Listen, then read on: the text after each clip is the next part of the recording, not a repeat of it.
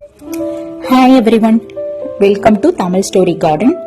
இன்னைக்கு ஒரு funny story, அதோட மாரல் பார்க்கலாமா? ஒரு ஊர்ல ஒரு பிசினஸ் மேன் இருக்காரு. அவருக்கு நிறைய கம்பெனிஸ் இருக்கு. ஒரு நாள் அவரோட லைஃப் இன்சூரன்ஸ் கம்பெனியில மேனேஜர்ஸ் கூட ஒரு மீட்டிங் இருக்கு. இதுக்காக அவர் கிளம்பிட்டு இருக்காரு. கிளம்பிட்டு வெளில வந்து அவர் கார் ஏற போகும்போது அவர் காருக்கு கீழே இருந்த ஒரு நாய் வந்து அவரை கடிச்சிடுது. இப்ப அவரால் வலி தாங்க முடியல. வலியை விட கோபம் அதிகமா இருக்கு. உடனே பக்கத்துல இருக்க ஒரு கல்லை எடுத்து அந்த நாய் மேல அடிக்கிறதுக்காக வீசுறாரு. ஆனாலும் அந்த நாய் தப்பிச்சு ஓடிடுது. இப்போ அவர் போய் ட்ரீட்மெண்ட் பண்ணிட்டு ஆபீஸ்க்கு போறாரு. காலைல 10 மணிக்கு நடக்க வேண்டிய மீட்டிங் 12 மணிக்கு நடக்குது. ஆல்ரெடி அவருக்காக மேனேஜர்ஸ் எல்லாம் வெயிட் பண்ணிட்டு இருக்காங்க. இப்ப போனதும் லேட்டா போனது பிசினஸ் மேன். இவருக்கு ஏற்கனவே கோவம் அப்செட் இப்படி இருக்காரு இல்லையா, அங்க போய் அவங்க மேனேஜர்ஸ திட்டுறாரு. இப்ப மேனேஜர்ஸ்க்கு வந்து டென்ஷன் ஆகிடுது. நம்ம எந்த தப்புமே பண்ணலையே, இவர் சொன்ன டைம்ல தான் நம்ம மீட்டிங்காக வெயிட் பண்ணிட்டு இருக்கோம், இவர் லேட்டா வந்துட்டு நம்மளை திட்டுறாரே அப்படின்னு சொல்லிட்டு ரொம்ப அப்செட் ஆகிடுறாங்க. இப்படி இருக்கும்போது அந்த மேனேஜர் போய் ஒரு மேனேஜர் அவரோட ரூம்ல இதை யோசிச்சுட்டே உட்காந்துருக்காரு. இப்ப அவரோட சீனியர் எம்ப்ளாயி வராரு. ஏற்கனவே பிசினஸ் மேன் திட்டின அந்த டென்ஷன்லயே மேனேஜர் இருக்காரு இல்லையா, சீனியர் எம்ப்ளாயி வந்து அவர் பினிஷ் பண்ண ஒர்க்க சொல்லிட்டு இப்ப நெக்ஸ்ட் நான் என்ன பண்ணட்டும் அப்படின்னு மேனேஜர்கிட்ட கேக்குறாரு. உடனே மேனேஜர் இது கூட உனக்கு தெரியாதா அப்படி இப்படின்னு சொல்லிட்டு அவரை திட்டுறாரு. சீனியர் எம்ப்ளாயி மேல ஏற்கனவே பிசினஸ் மேன் இவர் மேல காட்டின அந்த கோவத்தை இப்ப சீனியர் எம்ப்ளாயி மேல இவரு காட்டுறாரு. இப்ப சீனியர் எம்ப்ளாயி ரொம்ப அப்செட் ஆகிடுறாரு. நம்ம என்ன கேட்டுட்டோம்னு இவர் இப்ப நம்மளை இப்படி திட்டுறாரு, நம்ம எந்த தப்புமே செய்யலையே, நம்ம கம்ப்ளீட் பண்ண ஒர்க்க தானே இவர்கிட்ட காட்ட வந்தோம், அடுத்து என்ன பண்ணணும் தானே கேட்க வந்தோம், ஏன் நம்மளை இப்படி திட்டுறாரு அப்படின்னு இவர் ரொம்ப டென்ஷன் ஆகி யோசிச்சுட்டே போறாரு. இப்ப இவரோட ஜூனியர் எம்ப்ளாயி வராரு. ஜூனியர் எம்ப்ளாயி கொஞ்சம் லேட்டா வராரு ஆபீஸ்க்கு. இப்ப ஏற்கனவே சீனியர் எம்ப்ளாயி ரொம்ப டென்ஷனா இருக்காரு இல்லையா, சோ இவர் வந்து அந்த கோவத்தை ஜூனியர் எம்ப்ளாயை திட்டி தீக்குறாரு. உன்னால ஆபீஸ்க்கு கூட சீக்கிரம் வர முடியாதா அப்படி சொல்லி திட்டுறாரு. இப்ப ஜூனியர் எம்ப்ளாயி ரொம்ப மூட் அவுட்டா இருக்காரு. நான் பெர்மிஷன் கேட்டுட்டு தானே இவர்கிட்ட லேட்டா வந்தேன், இவர் எதுக்கு என்னைய பெர்மிஷன் கொடுத்துட்டு இப்படி திட்டுறாரு அப்படின்னு சொல்லிட்டு ரொம்ப மூட் அவுட்டா இருக்காரு. இப்ப பியூன் வந்து அந்த ஜூனியர் எம்ப்ளாயி கிட்ட ஏதோ கேக்குறாரு. ஒரு பியூன் தானே, ஒரு ரெஜிஸ்டர் நோட்டு கூட எங்க இருக்குன்னு உனக்கு தெரியாதா அப்படின்னு சொல்லிட்டு ஜூனியர் எம்ப்ளாயி அந்த பியூனை பிடிச்சி கண்ணா பின்னா திட்டுறாரு.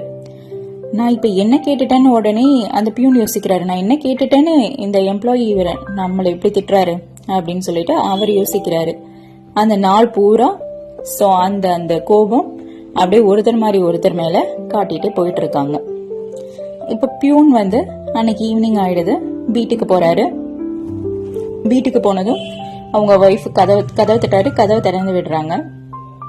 எப்பயும் 6 மணிக்கு வீட்டுக்கு போறவரு அன்னைக்கு 8 மணி ஆகிடுது. ஏன் இவ்வளோ லேட்டு அப்படின்னு அவங்க ஒய்ஃப் கேக்குறாங்க. உடனே பியூனுக்கு கோபம் வந்துடுச்சு. ஏன்னா அவருக்கு கீழே அந்த ஆபீஸ்ல வேற யாரும் இல்ல, ஏற்கனவே அவர் வாங்கின திட்ட வேற யார்ட்டையும் அந்த கோவத்தை காட்டுறதுக்கு இப்ப வேற யாரும் இல்ல, அதனால நான் ஒன்னும் போய் ஆபீஸ்ல ஃபுட்பால் விளையாண்டுட்டு வரல, இந்த மாதிரி ஃபூலிஷான கொஸ்டின்ஸ் எல்லாம் இனிமே கேட்காத அப்படின்னு சொல்லிட்டு அவங்க ஒய்ஃபை திட்டி தேய்க்கிறாங்க.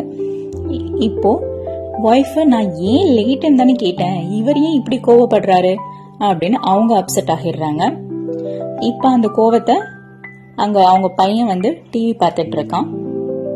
அவன் ஆல்ரெடி ஒரு ஹோம்ஒர்க் எல்லாம் கம்ப்ளீட் பண்ணிட்டு தான் டிவி பார்த்துட்டு இருக்கான். போய் நீ ஏன் ஒழுங்கா படிக்கிறதே இல்ல, ஒழுங்கா டிவி படிக்காம டிவி பார்த்துட்டு இருக்க அப்படின்னு சொல்லிட்டு அவங்க பையனை 4 அடி அடிச்சு அந்த டிவியும் ஆஃப் பண்றாங்க. நான் ஹோம்ஒர்க் பண்ணிட்டேனேமா அப்படின்னு அவன் சொல்றான். ஏன் எய்த்து பேசுற அப்படின்னு சொல்லிட்டு அதுக்கும் 4 அடி அடிக்கிறாங்க அவனை. இப்ப அவங்களோட அந்த டென்ஷனை அவங்க அந்த பையன்கிட்ட காட்டிட்டாங்க. இந்த பையன் இப்ப ஒண்ணுமே நான் என்ன பண்ண, ஹோம்ஒர்க் முடிச்சிட்டு தானே டிவி பார்த்துட்டு இருந்தேன் அப்படின்னு சொல்லிட்டு அந்த வாசல்ல வந்து நிக்கிறான். வாசல்ல வந்து நிக்கும் போது என்ன பண்றதுன்னு தெரியல, ரொம்ப கோவமா இருக்கான். டிவியும் பார்க்கல இல்லையா. ஒரு நாய் வந்து அவங்க வாசல்கிட்ட நின்னுட்டு கத்திக்கிட்டு இருக்கு, குறைச்சுக்கிட்டு இருக்கு. இப்போ இருந்த அந்த கோவத்தை இந்த சின்ன பையன் என்ன பண்றான், ஒரு கல்லை எடுத்து அந்த நாய் மேல அடிக்கிறான். அந்த நாய்க்கு அடிபட்டுடுது. இது எந்த நாய்னா காலில் அந்த பிசினஸ் மேன கிடைச்சது இல்லையா, அதே நாய்.